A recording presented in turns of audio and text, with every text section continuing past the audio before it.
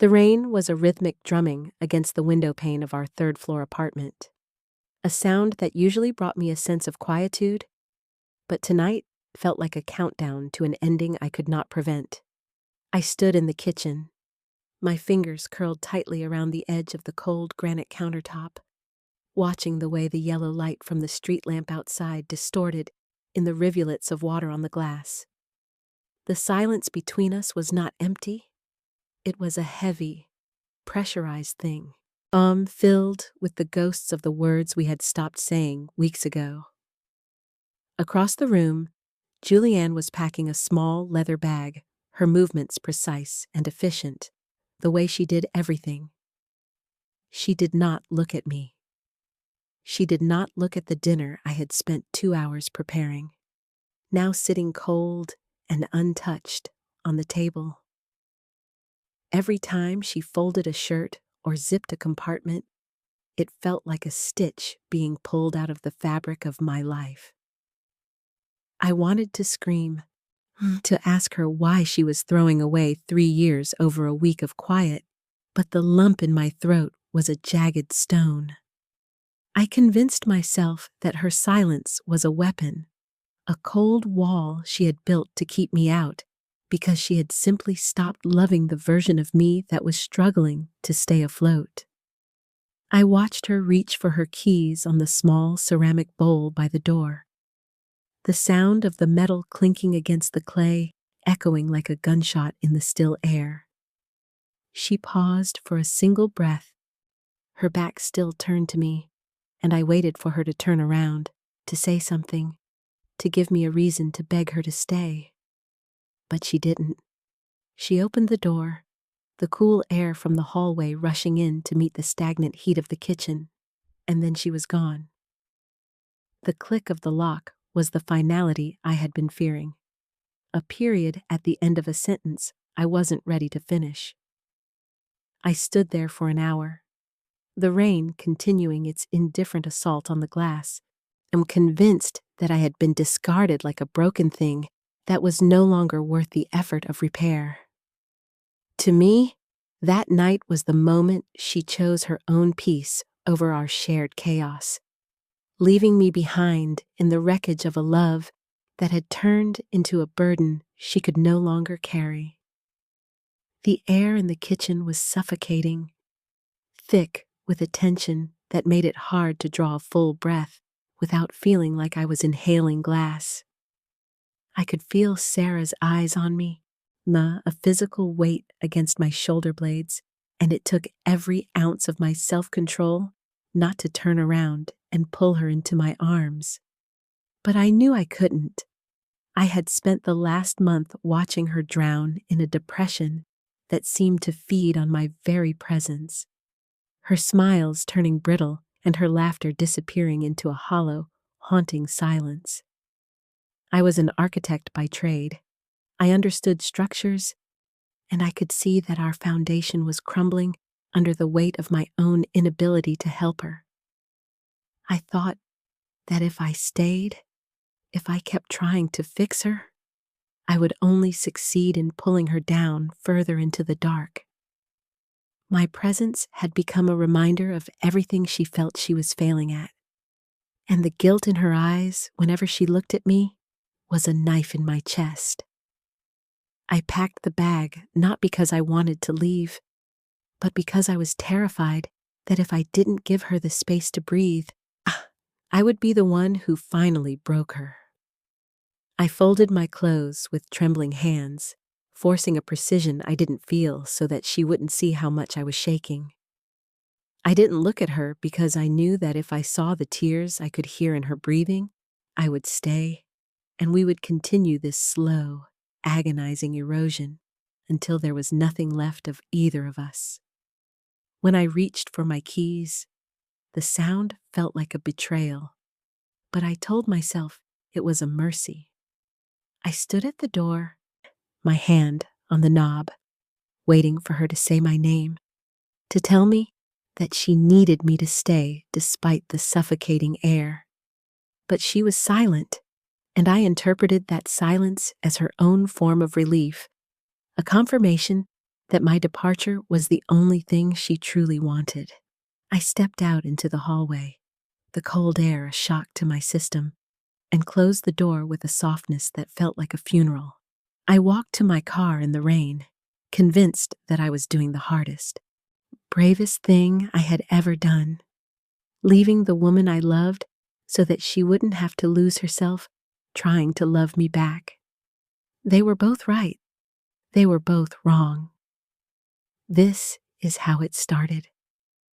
3 years before the night the door closed, the world was a collection of bright, sharp edges and the smell of expensive linseed oil.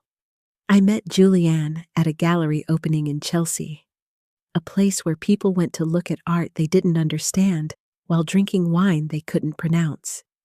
I was there because my best friend had a piece in the back corner, a small, chaotic abstract that looked the way I felt most days. I was wearing a dress that felt too tight and shoes that made my ankles ache, standing near the hors d'oeuvres and trying to look like I belonged. Then I saw her.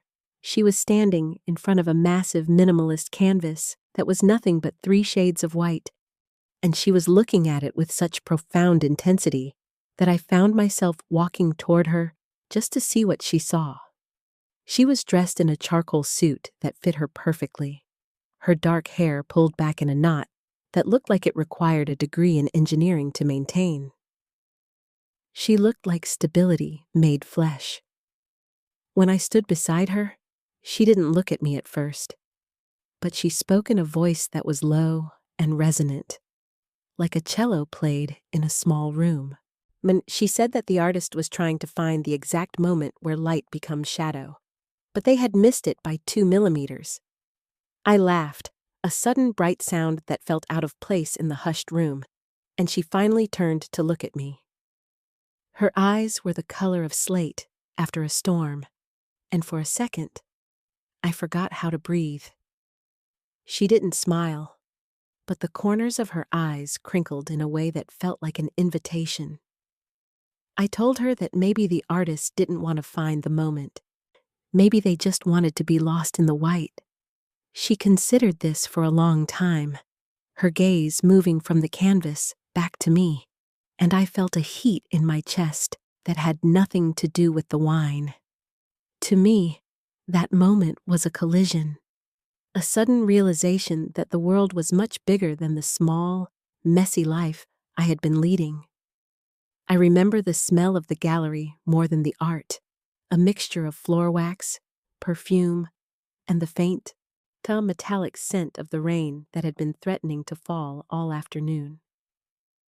I was there because my firm had designed the lighting for the space, and I wanted to see if the shadows were behaving the way I had calculated. I was staring at the white canvas, frustrated by a slight misalignment in the overhead track, when a woman in a vibrant, emerald green dress stepped into my peripheral vision. She looked like a forest fire in a snowstorm. She was fidgeting with the strap of her shoe, her movements quick and nervous, a sharp contrast to the curated stillness of the room. When she laughed at my comment about the 2 millimeters, the sound was so honest and raw that it made the rest of the evening feel like a performance. I turned to look at her and found myself struck by the sheer, unadulterated life in her face. Her eyes were wide and curious, and there was a smudge of charcoal on her thumb that she didn't seem to notice. I didn't smile because I was too busy trying to memorize the way the light hit the curve of her jaw, a perfect architectural line that no CAD program could ever replicate. She told me about being lost in the white, and I realized in that moment that I had spent my entire life building walls and structures to avoid being lost, while this woman seemed to embrace it. I felt a sudden, terrifying urge to protect her, to build something around that vibrant energy so it would never be extinguished. I didn't know her name yet, but I knew that the calculations of my life had just been irrevocably altered. For her, it was a collision. For me, it was the first time I realized that a structure is only as strong as the person it's meant to hold. Our first 6 months were a blur of late-night diners and long walks through Central Park when the trees were turning gold and red. Julianne was a creature of habit and precision, and I found myself falling into her rhythm like a song I had always known the words to, but never the melody. She would pick me up from my studio at exactly 7 in the evening, her car always smelling of cedarwood and old paper. She never arrived a minute early or a minute late. At first, I thought it was because she was rigid, a woman who needed control to function. I tried to be the person she needed. I cleaned my studio before she arrived. I wore the clothes I thought she liked. I tried to keep my chaotic thoughts tucked away in the corners of my mind. I remember one night, we were sitting on the floor of her apartment, surrounded by blueprints and half-empty takeout containers. I had been talking for an hour about a painting I was working on, a piece that felt like it was falling apart, and she was just listening, her chin resting in her hand, her eyes never leaving mine. I reached out and touched the edge of a blueprint, a complicated drawing of a bridge, and asked her if she ever got tired of everything having to be so perfect. She didn't answer right away. She just took my hand and pressed it against the center of the drawing, over the main support beam. She told me that the perfection wasn't for the sake of the bridge, but for the people who had to cross it. I interpreted that as a warning, that she needed me to be a bridge she could trust, someone who wouldn't collapse under the weight of her expectations. I started to hide my bad days from her then, afraid that if I showed her the cracks in my own foundation, she would find me structurally unsound and move on to a project that was easier to manage. Sarah was like a summer storm, beautiful, unpredictable, and capable of changing the entire atmosphere of a room with a single look. I loved the way she moved through my apartment, leaving a trail of beautiful chaos in her wake. A stray paintbrush here, a half-finished cup of tea there. To me, those things were signs of life, proof that I wasn't alone in the sterile world I had built for myself.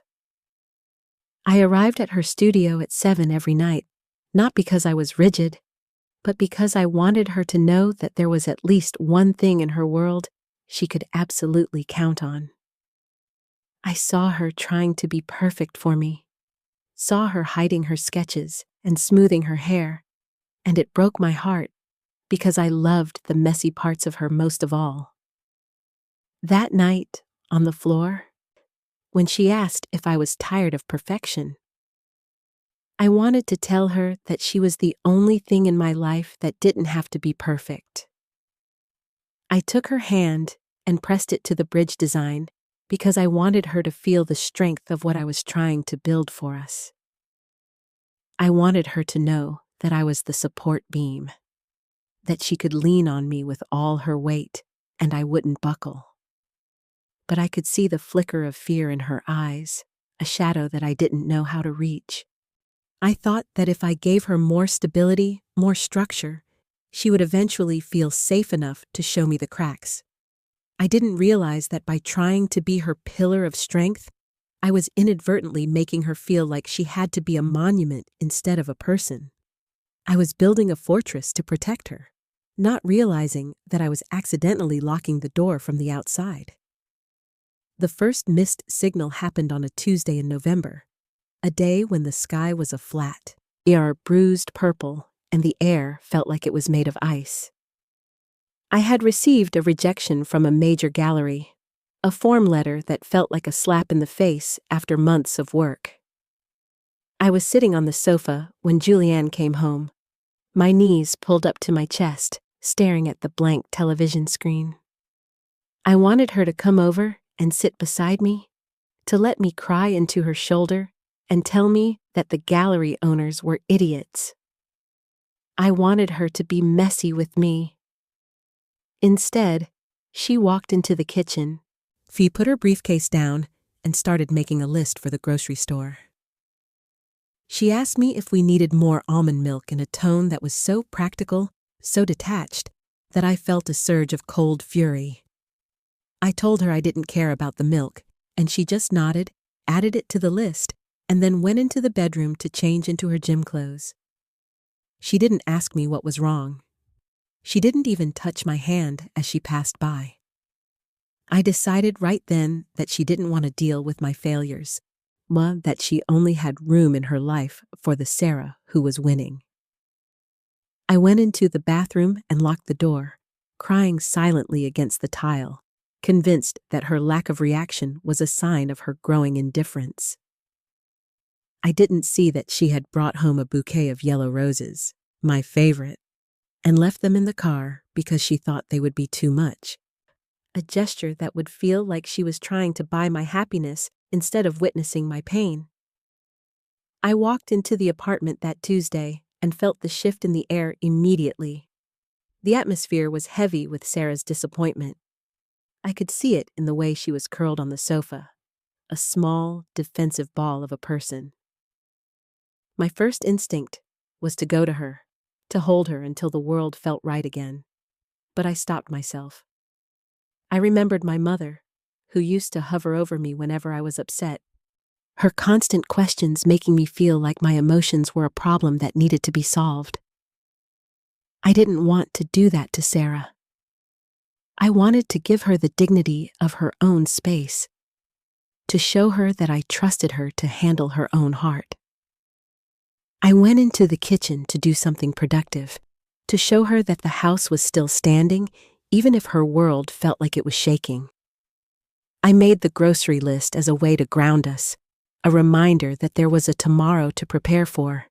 When she said she didn't care about the milk, I heard the edge in her voice and thought she was angry at me for being there, for witnessing her moment of defeat.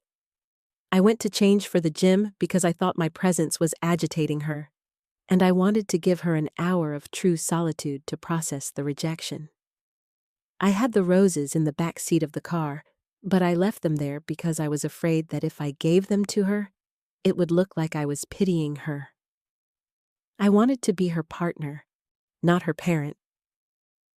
I sat in the gym parking lot for 20 minutes before going inside, gripping the steering wheel and wishing I was the kind of person who knew how to say, "I'm sorry this is happening," without sounding like a textbook. I thought I was being respectful of her boundaries. She thought I was walking away from her pain. By the second year, the silence had started to grow teeth. We were living together in a beautiful apartment that Julianne had found, a place with floor-to-ceiling windows and a view of the river. It was a masterpiece of light and glass, but to me, it felt like a museum. I was afraid to leave my paints out, afraid to scuff the hardwood floors, afraid to be the one thing in the room that didn't fit the aesthetic. One evening, we were supposed to go to a dinner party hosted by one of her partners at the firm. I had spent an hour trying to get my hair to stay in a smooth wave, but it kept frizzing, and my dress felt like it was wearing me. I looked in the mirror and saw a woman who was disappearing, a shadow of the girl who had laughed in the gallery. Julianne walked in, looking effortlessly elegant in a navy silk dress, and she adjusted my collar without saying a word.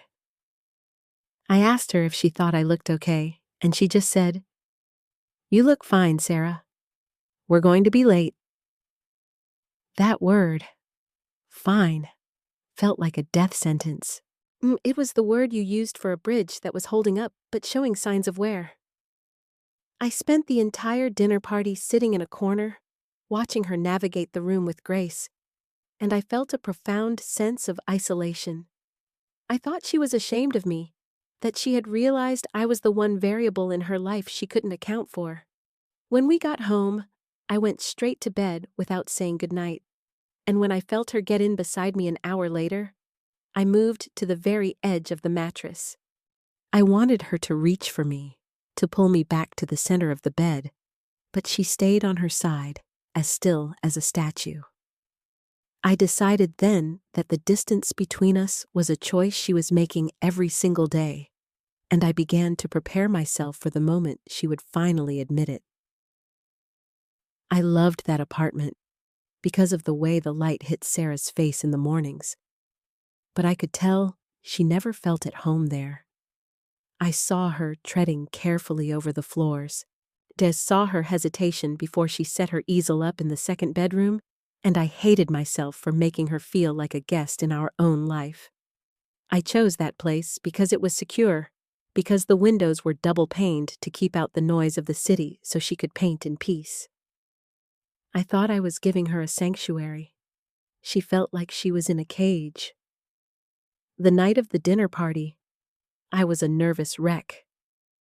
My firm was up for a major contract, and I knew that if I didn't perform perfectly, people would lose their jobs. I saw Sarah struggling with her hair, her eyes bright with a frustration she wouldn't voice, and I wanted to tell her she was the most beautiful thing in the world, even with her hair in a mess. But I was afraid that if I started, I wouldn't be able to stop, and I would fall apart before the dinner began. I adjusted her collar to have a reason to touch her, a way to ground myself in her reality. When she asked if she looked okay, I said she looked fine because I was trying to keep my own voice from shaking.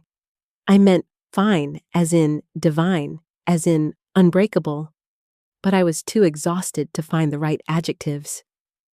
At the dinner, I watched her from across the room and felt a surge of pride so strong it was almost painful, but I also saw her retreating into herself.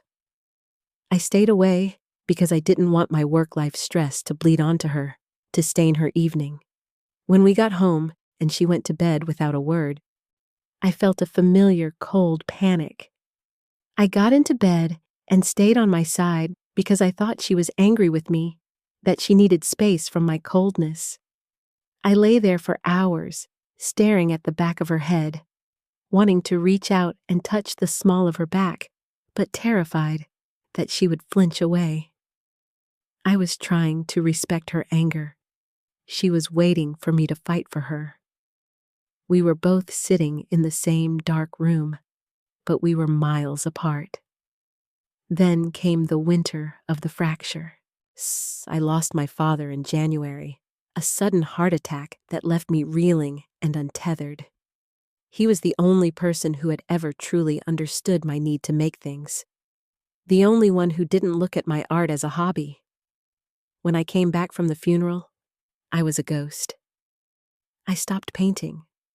I stopped eating. I spent my days sitting in the bay window, watching the snow fall and feeling the world turn gray. Julianne was amazing at first. She handled the paperwork. She took the calls. She made sure the bills were paid. But she became even more efficient, even more structured. She would leave a tray of food on the coffee table and go back to her office, her footsteps echoing in the hallway. She never sat with me in the silence. She never asked me to tell her stories about him. I interpreted her efficiency as a way to manage a problem. I was the problem, and she was the architect trying to shore up a failing structure. I felt like a project she was finishing out of obligation.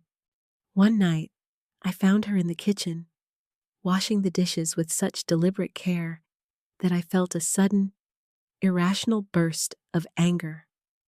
I asked her if she was happy that he was gone. So there was finally one less messy thing in my life for her to deal with. She didn't yell. She didn't even drop the plate. She just looked at me with those slate gray eyes, her expression completely blank, and said, "I'm doing the best I can, Sarah." Then she walked out. That was the first time I realized that we were no longer speaking the same language. I saw her calm as a lack of grief. She saw my grief as a storm she had to survive. Watching Sarah lose her father was like watching a masterpiece being bleached by the sun. I felt every bit of her pain, but I didn't know how to carry it for her. My own father had been a man of iron and silence, a man who taught me that the only way to honor the dead was to keep the world of the living running smoothly. I handled the funeral arrangements and the estate, because I wanted to take the logistical weight off her shoulders, to give her the space to just feel. But I didn't know how to feel with her. Every time I saw her sitting in that window, looking so small and broken, I felt a sense of helplessness that bordered on terror. I didn't sit with her because I was afraid that if I did, she would see the cracks in my own composure and feel like she had to comfort me. I didn't ask for stories because I thought it would hurt her to speak his name. I washed those dishes with such focus because it was the only thing in the world I knew how to control. When she asked me if I was happy he was gone, it was like she had reached into my chest and squeezed my heart until it stopped. I didn't yell because I was afraid that if I opened my mouth, I would scream and never stop. I said I was doing the best I can because it was the absolute crushing truth. I walked out of the kitchen because I didn't want her to see the first tear I had shed in 10 years. I went into my office and sat in the dark, clutching a pen until it snapped in my hand. I thought I was being a pillar. She thought I was a tombstone. We were both mourning the same man, but we were doing it in different universes. The first almost happened in March.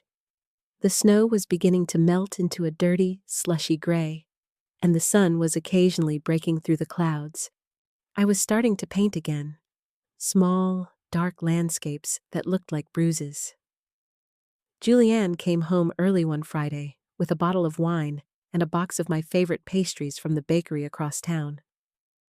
She sat down at the kitchen table and invited me to join her.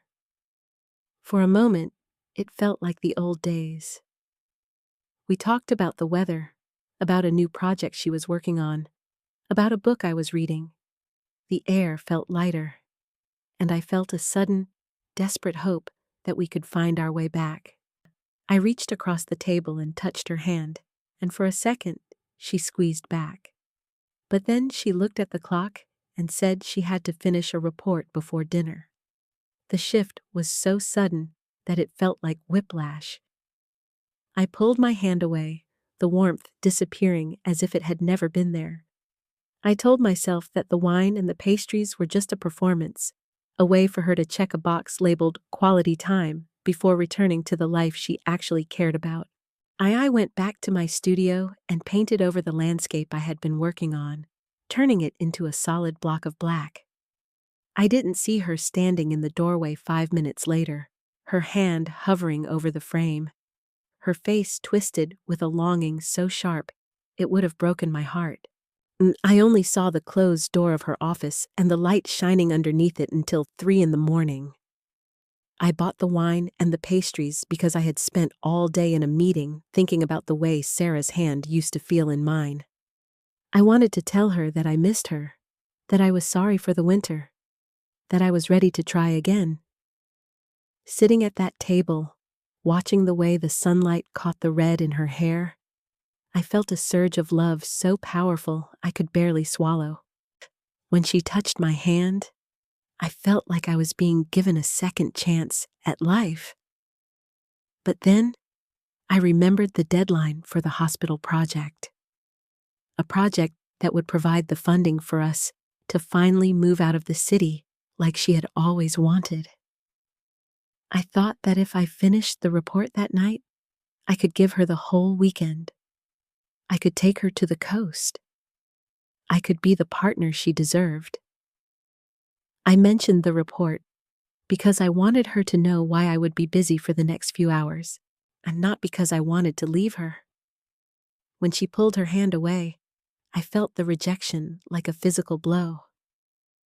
I went to her studio a few minutes later to tell her about the coast, to tell her I loved her. But I saw her painting over her work with that aggressive black paint. I thought she was erasing us. I thought she was showing me that there was nothing left to save. I went back to my office and worked until my eyes burned, while convinced that the only thing I had left to give her was the financial security of a future she might not even want to share with me anymore. I was working for her. She thought I was working to avoid her. The second, almost, was in May. It was my birthday, and Julianne had planned a quiet evening at home. She had cooked my favorite meal, a complicated risotto that required constant attention, and she had even put on the record we had listened to on our first date. We were sitting on the balcony, the city lights twinkling below us, and the air was soft with the scent of blooming jasmine. She gave me a small wrapped box, and inside was a beautiful antique compass. She told me it was so I would always find my way back. I looked at it and felt a wave of profound sadness. I didn't want a compass to find my way back to a place that felt like a cage. I wanted her to be the one to guide me. I interpreted the gift as her saying that I was lost, that I was a burden who couldn't find her own way. I thanked her, but my voice was flat, and I could see the light go out in her eyes. We spent the rest of the evening in a polite, agonizing silence, the music mocking the distance between us. I wanted to tell her that I loved her, but I was scared. But the words felt too big for the space we had left. I went to bed early, and when she didn't follow me for hours, I decided that the compass was her way of saying goodbye. A parting gift for a traveler she was no longer willing to accompany. I started looking for apartments the next morning, my heart breaking with every click of the mouse. I spent weeks hunting down that compass. It was a maritime piece from the 1920s, a tool used by explorers to navigate uncharted waters. I wanted to give it to her as a symbol of my commitment, a way of saying that no matter how dark the storm got, I would always be her North Star, and she would always be mine. When I told her it was so she could find her way back, I meant back to me, back to the us we used to be. But when she looked at it, her face didn't brighten. She looked like I had handed her a weight instead of a tool. I saw her disappointment and felt a crushing sense of failure. I thought she was telling me that she didn't want to find her way back, that she was already gone in every way that mattered. I stayed on the balcony long after she went to bed, watching the compass needle flicker in the moonlight, wondering where I had gone wrong. I thought I was giving her a promise of eternal return. She thought I was giving her a map to an exit. I sat there until the sun began to peek over the buildings, feeling like an architect who had designed a bridge that no one wanted to cross. I didn't know she was looking at apartments. I just knew that the air in our home had become so thin I was starting to see spots. We were both waiting for the other to break the silence, but we were both too afraid of what would come out if we did. Which brings us back to that rainy night in June. The night of the door. I had found an apartment, a small studio in a different part of the city, and I had already signed the lease. I hadn't told Julianne yet, but I think she knew. The air was different that day. It was the air of an ending. I had spent the afternoon packing my books, the ones she had bought me over the years, feeling each one like a physical ache. When she came home, I was standing in the kitchen, and I saw her look at the boxes in the hallway. She didn't ask what they were. She didn't get angry. She just went into the bedroom and started packing her own small bag. That was the moment I knew for sure. And I thought she had been waiting for me to make the first move so she could leave without the guilt of being the one to end it. I watched her pack, and every movement felt like a rejection. I thought, she's already replaced me with her work, her schedules, her perfect white world. When she walked toward the door with that bag, I felt a part of me die. I didn't say stay, because I didn't want to beg for a love that was clearly already gone. I didn't say I love you, because it felt like a lie in a room that was so full of silence. I watched her leave, and I felt a strange, cold clarity. I was alone, and I was right. She had never really seen me. She had only seen the person she wanted me to be. And when that person broke, she simply moved on to the next structure. I saw the boxes in the hallway and felt the world tilt on its axis. I knew what they were. I knew Sarah was leaving me.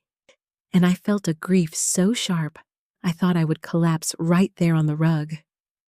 But I couldn't let her see that.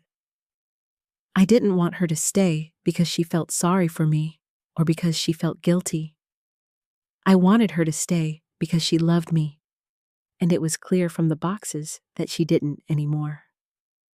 I went into the bedroom and packed my own bag because I couldn't bear to be in that apartment while she moved her things out.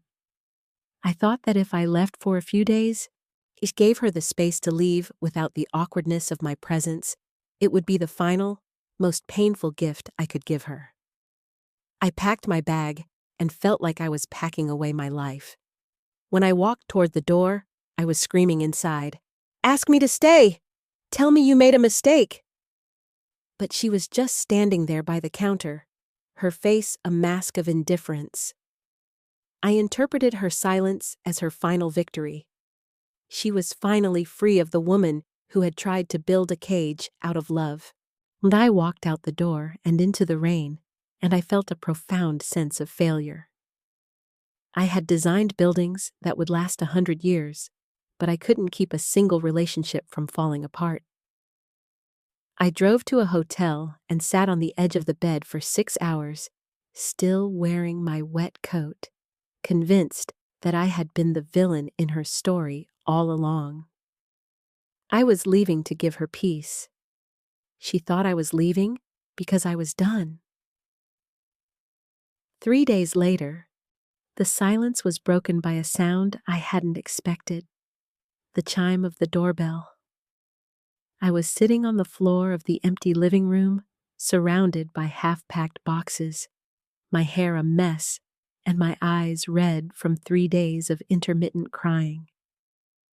I had been staring at the antique compass Julianne had given me, watching the needle spin aimlessly as I moved it in my hand. I opened the door, and there she was, standing in the hallway, looking exhausted and disheveled in a way I had never seen. Her hair was coming out of its knot, and her coat was wrinkled. She wasn't carrying a bag. She was just standing there, looking at me with a raw, naked vulnerability that made my heart stop. She said, "I forgot something." I stepped back to let her in, my heart hammering against my ribs, and I asked her what she forgot. She didn't look at the boxes. She didn't look at the empty shelves. She just looked at me and said, "I forgot to tell you that I was leaving because I thought you wanted me to. I forgot to tell you that every time I pulled away, it was because I was afraid of hurting you more. I forgot to tell you that I love you so much, it terrifies me." I stood there, the compass still in my hand, and the world seemed to shift. I looked at her, really looked at her, and I saw the fear that I had always interpreted as coldness. I saw the protection that I had always interpreted as distance. And for the first time, the gap between us began to close. I went back because I couldn't stay away. I had spent 3 days in a hotel room trying to imagine a life without the sound of Sarah's laughter. And it was a life I didn't want to live. I didn't care about the boxes. I didn't care about the lease she had signed. I just needed her to know the truth, even if it didn't change anything. When she opened the door, she looked as broken as I felt, and I realized that we had both been living in a house of mirrors, reacting to reflections of our own fear. I told her I forgot something, and it was the truest thing I had ever said. I had forgotten to be a person instead of an architect. I had forgotten that love isn't a structure you build once and leave alone. It's a living thing you have to tend to every single day. I told her why I left, and I saw the moment she understood. I saw the light come back into her eyes, a soft, flickering glow that was more beautiful than any lighting design I had ever created. She was holding the compass, and I realized then that it had worked. It had brought me back to her, and it had brought her back to me. We were both standing in the wreckage of our own misunderstandings, but for the first time, we were looking at the same thing. We weren't right, and we weren't wrong. We were just two women who had been trying to love each other in the dark. And finally, someone had turned on the light. Sarah reached out and took my hand, and this time, there was no hesitation. Her skin was warm, and her grip was firm, a solid anchor in the middle of the room. She didn't say it was okay. She didn't say she forgave me. She just pulled me toward her until our foreheads were resting against each other, and we both let out a breath we had been holding for 3 years. She said, "I thought you were ashamed of me." I felt a sob rise in my throat, and I whispered back, "I was only ever ashamed of how much I needed you." We stayed like that for a long time, the empty apartment echoing with the sound of our shared breathing. We talked for hours that night, sitting on the floor among the boxes, and the stories we told were the same events, but different truths. We laughed at the grocery list. We cried over the dinner party. We mourned my father together, finally, her head on my lap while I told her about the way he used to whistle when he was working in the garden. The gap didn't disappear instantly. There were still months of learning each other's languages, of figuring out how to say, "I need you," instead of, "I'm fine." But the silence was no longer a wall. It was a space we both inhabited, a space where we could finally see each other clearly. We decided to stay in the apartment, but we changed it. We scuffed the floors. We left the paints out. We turned the museum into a home. And every night, before we go to sleep, we check the compass on the nightstand, not to find our way back, but to remind ourselves that we are exactly where we are supposed to be. I watched Julianne fall asleep that night, her face relaxed and her breathing deep, and I felt a sense of peace that I hadn't known in years. I realized that love isn't about the absence of fear or the absence of mistakes. It's about the willingness to stay in the room when the mirrors are breaking. I looked at the compass on the nightstand, its needle pointing north, and I smiled. We had almost missed each other. We had stood at the airport of our own lives and watched the other person walk toward a different gate, convinced they were the one leaving. But at the last second, we had both turned around. I reached out and touched her shoulder, the soft silk of her pajamas under my hand, and she stirred in her sleep, reaching for me without opening her eyes. She pulled me closer, her arm heavy and warm across my waist, and I realized that this was the structure she had been trying to build all along. Not a bridge of stone and steel, but a bridge of skin and bone. We are still learning. We still misread each other sometimes. I still think she's being cold when she's just tired, and she still thinks I'm being distant when I'm just lost in a painting. But now, we ask. We close the gap with words instead of silence. We are both right. We are both wrong. And we are both, finally, home. The rain is still drumming against the window as I close my eyes, but tonight, it's just a sound. It isn't a countdown anymore. It's just the rhythm of a world that is still turning, and for the first time, I'm not afraid to be lost in the white, as long as she is there to find me. I woke up this morning to the smell of coffee and the sound of Sarah humming in the kitchen. The light was streaming through the floor-to-ceiling windows, but it didn't feel sterile anymore. It felt vibrant, filled with the dust motes of a life being lived. I stayed in bed for a moment, listening to the clink of a spoon against a mug, and I felt a profound sense of gratitude. We had almost lost this. We had almost let our own perceptions become our prisons. I got up and walked into the kitchen, and I saw her standing there, her hair messy and her emerald green robe slightly askew. She turned and saw me, and she didn't hide. She didn't smooth her hair or try to be perfect. She just smiled, a real, honest smile that reached her eyes, and handed me a mug. She said, "I was thinking about that gallery opening." I took a sip of the coffee, the warmth grounding me, and asked her what she was thinking. She said, "I was thinking that the artist didn't miss the moment by 2 millimeters. They just needed someone else to help them find it." I pulled her into my arms, the smell of her, linseed oil and jasmine, filling my senses, and I realized she was right. We are the 2 millimeters. We are the gap. And we are the bridge. I held her tight, feeling the steady beat of her heart against mine, and I knew that no matter what we build in the future, it will be strong enough to hold us both. Because we aren't just building structures anymore. We are building a language.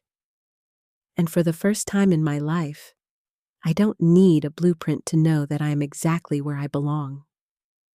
The sun is high in the sky now, and the shadows are exactly where they should be. We are both right. We are both wrong, and we are together. That is the only truth that matters.